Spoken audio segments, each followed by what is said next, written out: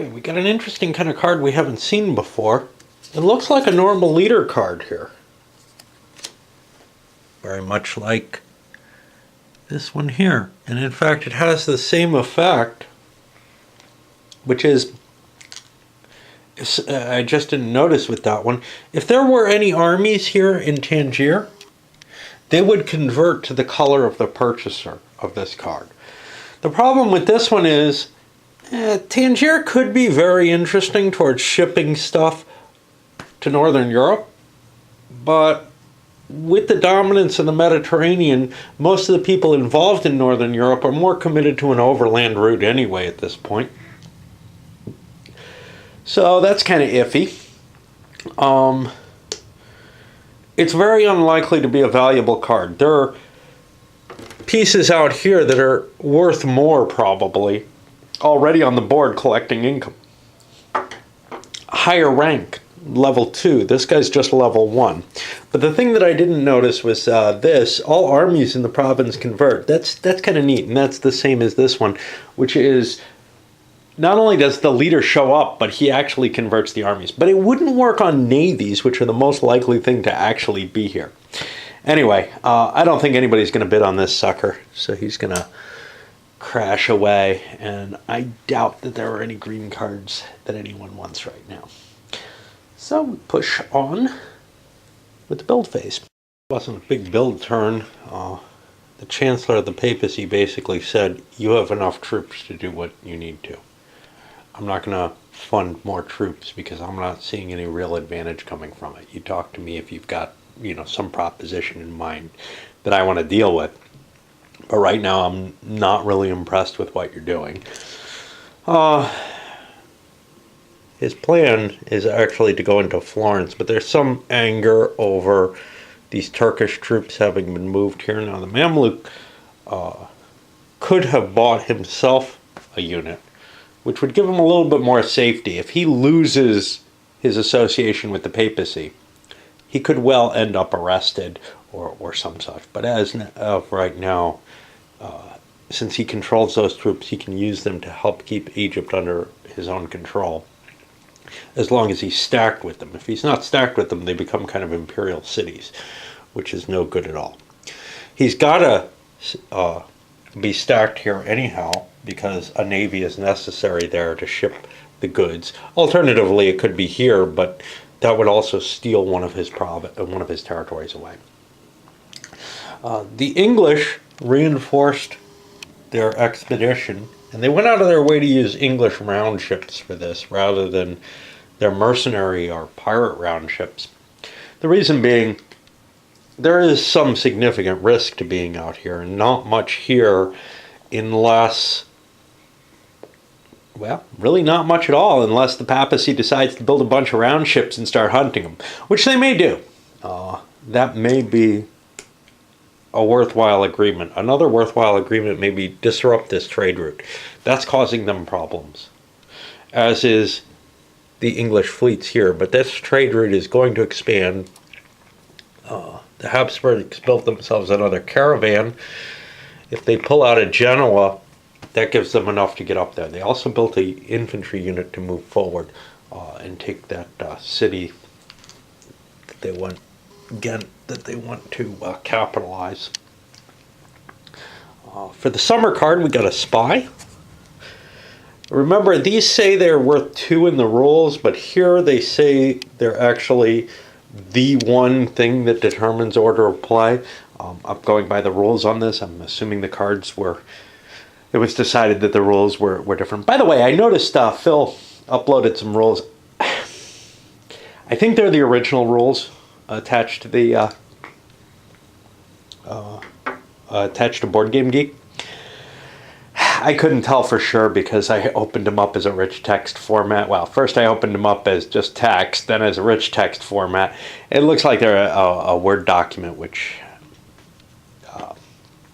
I had a lot of extra symbols in there that I couldn't really see. But anyway, and yes, I can probably rename it and open it up as a Word document, but I got tired because I looked through it and it doesn't look like it includes any of the errata. It looks like it's the original. So there you have that. There may be some changes in it, but I didn't see anything. Anyway, this particular card is of interest largely because it can cancel any other M card that's played, which means something like the Shiite heresy, which is held by the person who's most damaged by it, could be canceled. I don't see any cards that are terribly damning right now. We got the Pragmatic Sanction, which could prevent an excommunication. The Papal States collecting from the church lands. This is not a big deal. First of all, we're almost to the end of the period where they can really collect from those cities. One of them, Magdeburg, looks like it has something in it. But for the most part, those don't look like they're going to generate taxes anyhow. And they'd still generate the other money as far as I can see. That may be a mistake in the writing. It may be intended to just make them open cities that somebody has to control. But as it's written, it looks like they could still be used as part of trade routes if that were an issue. I don't see that as a big issue. If somebody's putting trade routes through the Holy Roman Empire, the empire has the capability to take over the cities that they need to if they don't have some sort of agreement there. So the taxes is really the main thing, and that only really applies at the beginning of the game, and we're almost out of that stage. So I don't see this as having any kind of real priority as a purchase, but on the other hand, these spies are useful. You've seen how much damage the Machiavelli cards can do. Well, if you're this guy, you're pretty worried about what something might do. And if you're somebody who's producing a lot of income, maybe the English, you might be worried. So I think this will go for a decent amount. I don't know how much, but it may go for, $5, $6. It may well be worth it. On the other hand, that's money that you're throwing down the drain that might prevent you from getting the cool card that you could have just bought, and then you perhaps control it in a way that you don't control the spy. So I don't know. We'll see. After taxes, you can see the big old stack of dimes there. We hit advanced projects. I always forget, you don't get a chance to move before the projects. So Milan, who actually by moving down here and taking over Florence with Pisa as well, remember he's level 3, he's getting 2 gold per turn off that. And later it's still good because, I already discussed this, but because of the edifice there. One that's not under his control, one that is over here under the Doge of Venice's control. But that's the nature of things. The Doge was not willing to risk going down there because he really thinks the Pope's going to move for that. Now, what we do have is this here. Now, as far as I can tell, we don't have to keep paying for this. I've sent some more ships out to it, so it should be pretty good. And I have at least a 1-point advantage. I rolled a 5 last time. That doesn't give a die roll. Some of them give 3 or 4 gives a die roll bonus.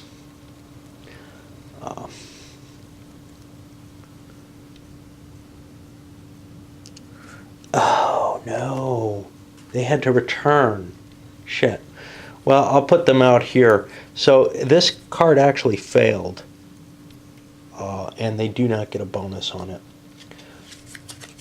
So them buying that advantage didn't help. This card just was a failure. Interesting. Unless it says something on it. If this explorer returns from a voyage, rotate the card. It reads experienced explorer, subtract 1. Yeah, we're not going to get that. So this was a failure, and I'll just leave those there. I screwed that up. Okay. I thought they stayed out there. So there goes that little bit of excitement. And now we go to the summer movement. And, well, this is, of course, the interesting period. And I think we're going to see, at the very least, the papacy making a move. I think I screwed things up with my trade route last time going to Lyon. This needed spice, not silk. So it couldn't come from here. It had to come from down here. I'm not going to try to fix that. That's a mess. But the Popes marched in to siege the Duke of Milan here. And because it's a siege, only one's hit, but I got a whole bunch of dice. There's no retreat or anything, but I should be able to take him out over time. That's my view. I got 2 hits on him. That's enough to take his army out. And now I can try to arrest the poor sucker.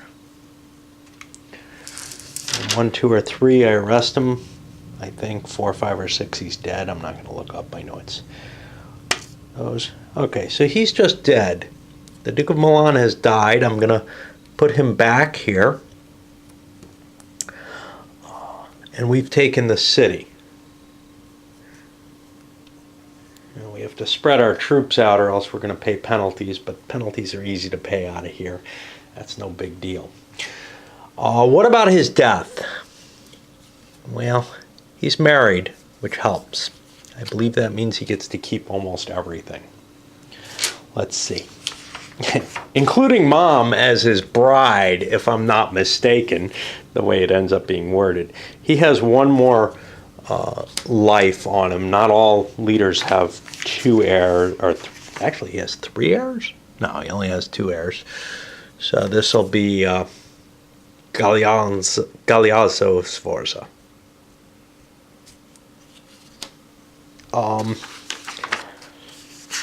So that's a pretty hefty effect there.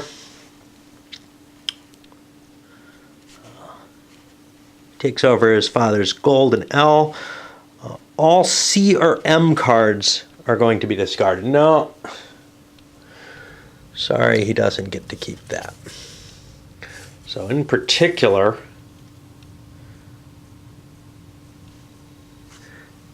the Habsburg Chancellery, this woman, she'll be up once and then no longer be available.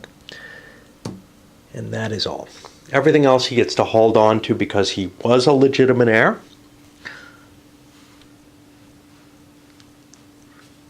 So L's don't go for auction, right? Let me see. He does drop down to layer 2. He doesn't get to keep that even. That's going to be painful.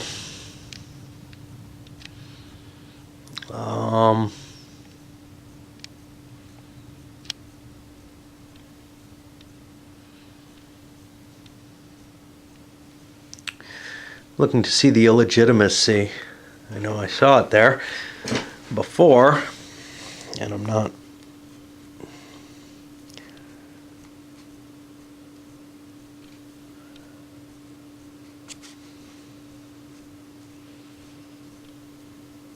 Okay.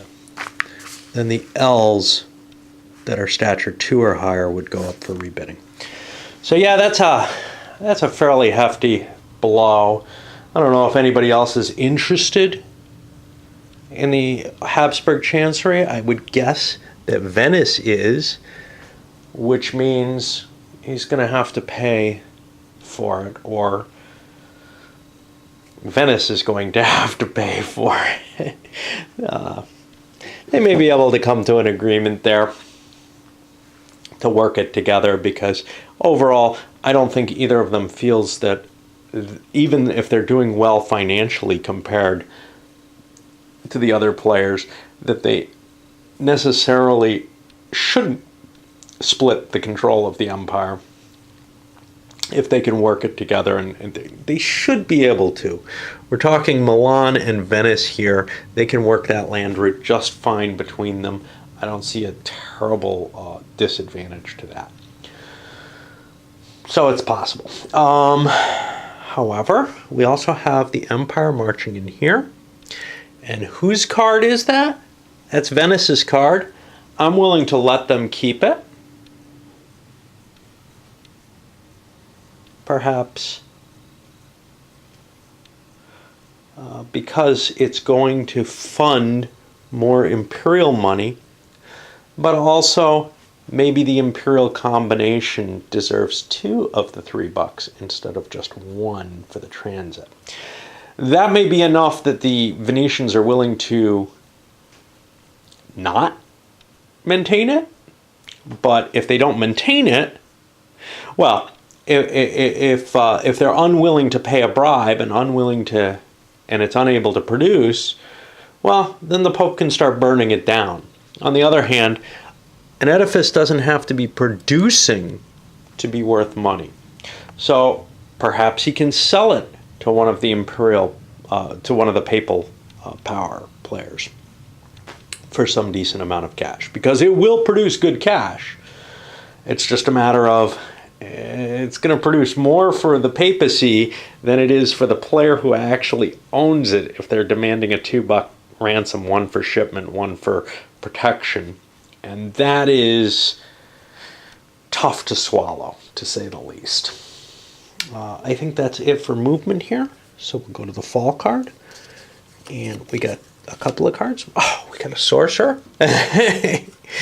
And then we also have this princess who doesn't provide anything except a potential heir. Now, I would be very troubled if her son ends up marrying her, but that's allowed in the game for whatever it means. Even if it's just a close relative of hers, that's really not acceptable in medieval Europe. First cousins is one thing, and maybe you can pass it off as that. With the purchases going into the trade routes here, but I want to talk about one thing of some interest, which is that that I missed before, the Athenians have started moving towards the Dardanelles. Now, normally you can't just walk in and take the capital of an empire, but he can actually take this unless somebody higher rank of that color is there. So the Mamluks could go up there, and there's a lot of money to be had there. That's money that goes to the empire. They may end up charging up there and trying to get there to prevent this. The Pope, of course, could go there, but usually an empire's most valuable territory, the emperor himself can sit on and prevent somebody from claiming. But in this case, it looks like there's that possibility. And the Mamluks may actually want to let him become more invested into the papacy. Of course, if he's getting a big treasure from this, well, maybe the Mamluk player should be getting a higher percentage of the whole gain. We'll see.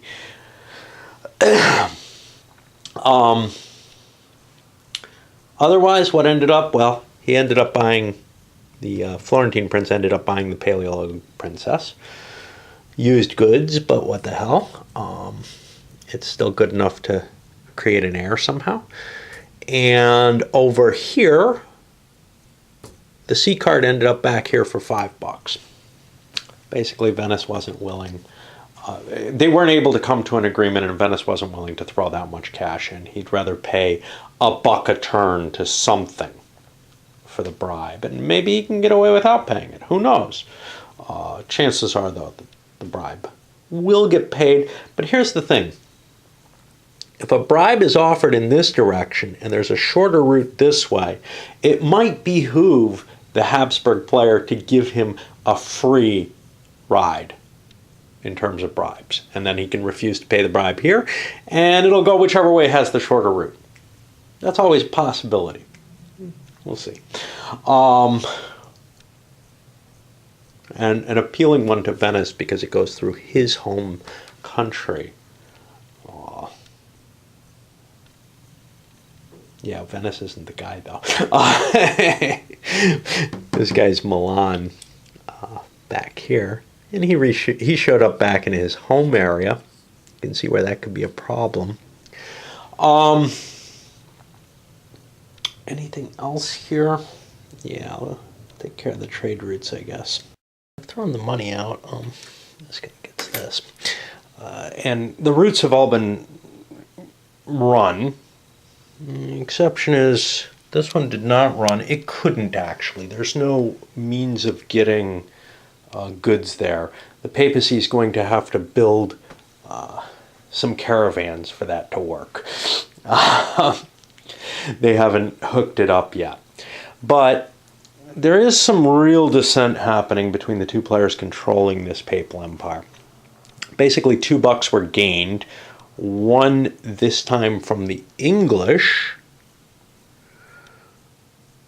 Did that have to be gained? Yeah, because there's no longer a connection going down to Genoa any longer. There's no way for the English to ship stuff through there. They need there to be a caravan for them to do that overland route. And largely that's because the French pulled out. They were part of this agreement that didn't really work anyway and that no longer exists, that I screwed up. So I had to pay the papacy. And in addition to that, there was 1 gold for Venice. Venice also paid into the papal hell. So 2 gold were generated. Now, the Sultanate here isn't... Why does he only have $1? Oh, jeez. I think he should have another buck coming to him, but I may have already dropped it in there. He should have another buck because he's delivering stuff to Lyon. But I don't know. I must have given it. There's a pile of cash there, so I'm going to ignore it. It's very easy to screw up all the placements in this. It's much easier to get things right in Lords of Sierra Madre. Part of it is the crowdedness of the map, but part of it is that the trade routes are more complex in this, and there's more of them going on. Anyway, basically, the Mamluks are not getting a lot of cash off of the empire.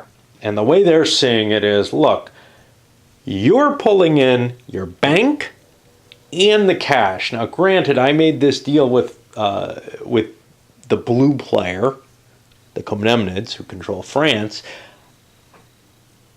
but I don't buy that, this is coming out fairly. So now that there's $2 generated, I'm taking half of it. Well, this guy's arguing that's 3-1. But the Pope's arguing, you're planning on taking Constantinople. That's obvious. You're going to be making bigger income very soon. We don't want to argue too much here. We really don't. We've got a pretty good thing going, and you're going to be making good money, better than I am. Stop your grousing. And I should be able to get this damn thing, and we should set it up. Basically, at this point, the Florentine ruler of nowhere right now, wandering his way to take over as governor of Constantinople, is very much of the mood that if he gets a way to try to wrestle this apart, he's going to take it. Unfortunately, the Sultan, who controls the papacy, has a sorcerer on his side. Neat, huh? Okay. Well, I'll fix the cash, and that'll push us into the fall land, where I wander away to see how to relax. Something interesting beginning to happen. Places like here, where the Athenian left, that's now being used as a place to dump cash. Because, well, there's an interesting concept here. You might as well give it to the papacy, but it isn't being given there. The English, I think, chose to drop some stuff there. I don't remember who they were transporting and why it's there. But anyway, we got money collecting up here, and then over here in Savoy. This is just cash that's collecting. Now, if it ends up at 5, the city will build an army. And in fact, they're allowed to build it just as they're being attacked as well, which is kind of a weird situation there. They're allowed to raise up an emergency sort of force, something I hadn't noticed before.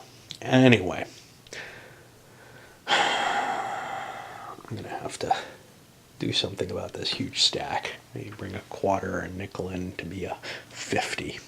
Well, we push our way through the end of 1464. And not a lot to see here. Payouts were made for the fleets, etc., and the like. A little bit of movement into there. I don't think much else moved, actually. The papacy spread out to collect more taxes. They're only going to get them one more turn, and then they have to kind of decide what to do with their troops in a more reasonable fashion. But, you know, holding territory is not terribly bad. Things can show up and stuff, and then it takes the effort of trying to spread out off you. It's not like they're, you know, unable to build more armies unless there's a disagreement there. I'm probably going to do 1465 on this same video. I think I'm going to start speeding things up, not going through as much, because, I don't know, it's got to get kind of boring. It's not like there's a lot happening. It's just, it's hard to explain what's going on without going into detail. It's almost like a Euro in that kind of sense, but the game's starting to reach that stasis point that it does very quickly in Lords of the Sierra Madre, where, yeah, there might be something exciting going on, like the execution of the Duke of Milan. There might be something exciting happening within the Papal Empire, as it were, that hasn't really boiled out yet.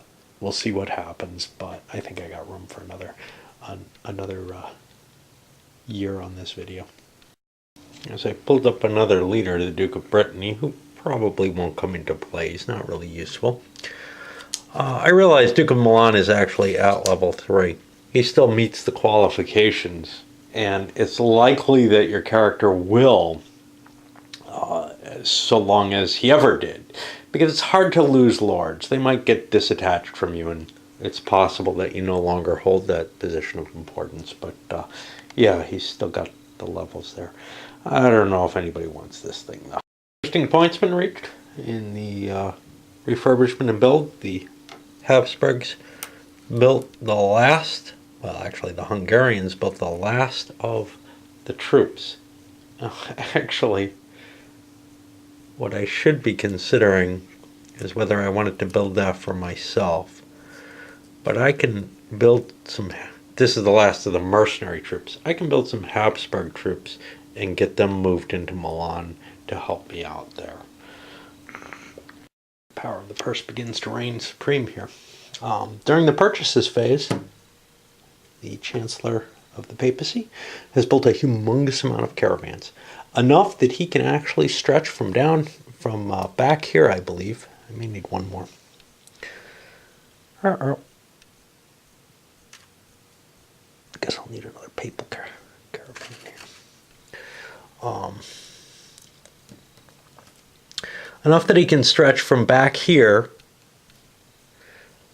by land all the way kind of into the meat. In particular, well, he certainly has his own ass covered, but he's also looking to maybe make it down to here, or some of these other kind of internal areas where other players might be having difficulty. And basically what he's doing, because the papacy can't hit their own caravans, he's going to be opening up more trade routes, more options for trade routes, and he can cut the Sultan completely out. And he's kind of canvassing for aid from some of the other players. In particular, the French have built a couple of galleys. The English built one with the intention of trimming down the military might that the papacy has and make it purely an economic empire, in which case he's the one who gets all the advantage. How much that's going to work, I'm not sure. But there's certainly kind of a movement towards this, and the papacy, the Pope, as controlled by the Sultan, is beginning to quiver a little bit about this. He's got a lot of military might. He might be able to throw that around and defeat things, but then again, he might find himself having some difficulties in some places. He can force the repairs of his damaged units, but he can't enforce that he'll be able to build more, and that could cause some real problems. And then, if somehow the Pope gets killed, well, that becomes, again, a more difficult position for someone other than this guy to actually hold. This guy has this power. Unfortunately, the papal troops can't really cope with him. He's sitting here in Constantinople. I can't send them to arrest him. All that I can do is move my own dude, but he can't use his papal troops either. So it becomes kind of a,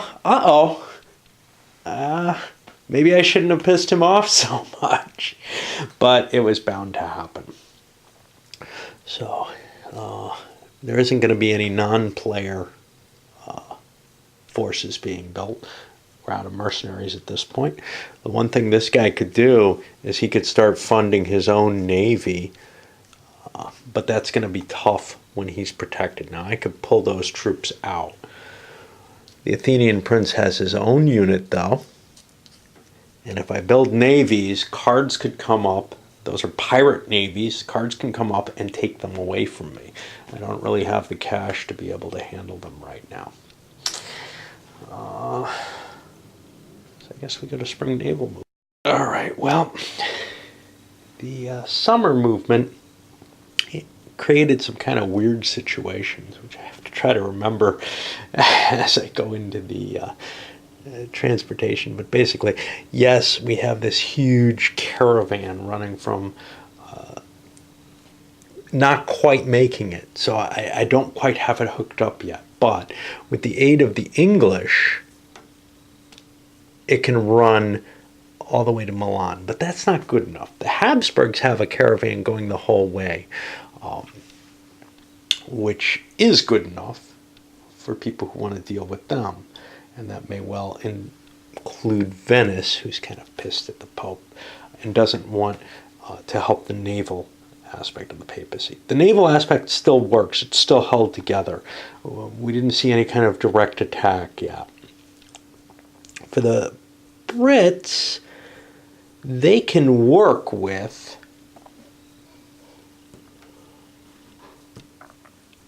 the Athenian prince, who can allow them transit through there, and they actually have a naval passage and they've seized Messina, getting them to their bank, which they have not taken. Taking that bank is kind of dangerous, although actually maybe not terribly so. Well, yeah, it does, because then the galleys could come in and strike them. The galleys can't hit those round ships, so giving a gold to the papacy doesn't really hurt us here. So they have a route going through. The blue route is slowly being moved down in this direction, but they still are going to have to deal with the papacy. Now, officially, they have a deal with the papacy. The Pope probably doesn't want to break that, although he's a little frightened because he's seeing somewhere or another, I've got a couple French galleys that have landed and taken Salonika. I might be upset enough about that to try to make a stink. I'm not sure what they're there for, if not to disrupt what I've got. What he's saying is, well, I needed a port for them because they're galleys. They have to be in a port.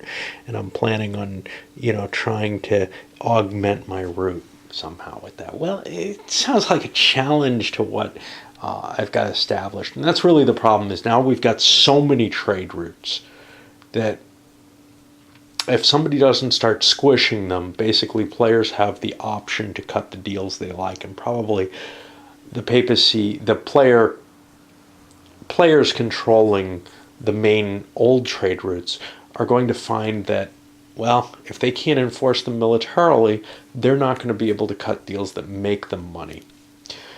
As it stood before, he was getting free transit of what he needed into his bank. Now, well, with his move, he may not be. So basically, he'll make a deal with the English to get that same free transit, with the English shipping it down here, and that's all fine and good.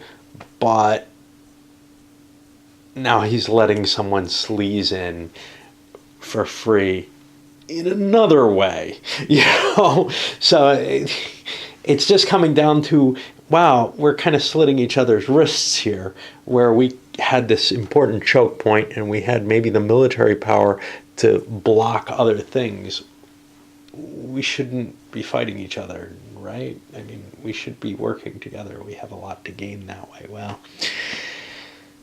that is beginning to look like it's not the case. And in particular for this guy, he doesn't have anything that he wants to get supplied. His goal in this game has been to control the supply routes and make the money that way. And that's kind of being taken away from him here.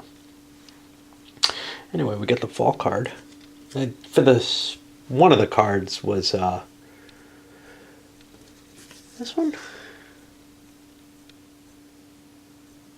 No, that's the spy from long ago. We had something interesting show up.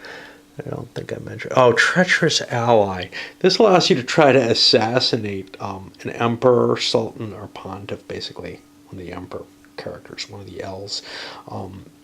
It only dies on a 1 or a 2, and if you miss, you're permanently disbarred from ever being part of that. Now, he's already denied being associating the Pope with himself, although I think he's still in running to become the Pope. Sometimes I play that where you can, sometimes where you can't. So, whatever. This game I've been allowing it because it seems so bloody-minded. So what's our new card? Let me... The Elector of Saxony. That's not going to be a major thing. That's up here. There's not much to gain from that again, especially without mercenaries, so that's probably going to get discarded. Before I get too far ahead of myself, the Duke of Milan is down here with some Habsburg troops in Zurich. He needs troops to support himself. Your card is a blue revolt.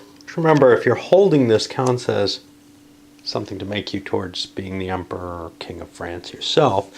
This one allows 2 leaderless blue armies not in Paris. It's the Dutch revolt, but that doesn't make a lot of sense. To change to the color of the discarder's choice. So anyone who gets these, the most interesting place is Lyon currently.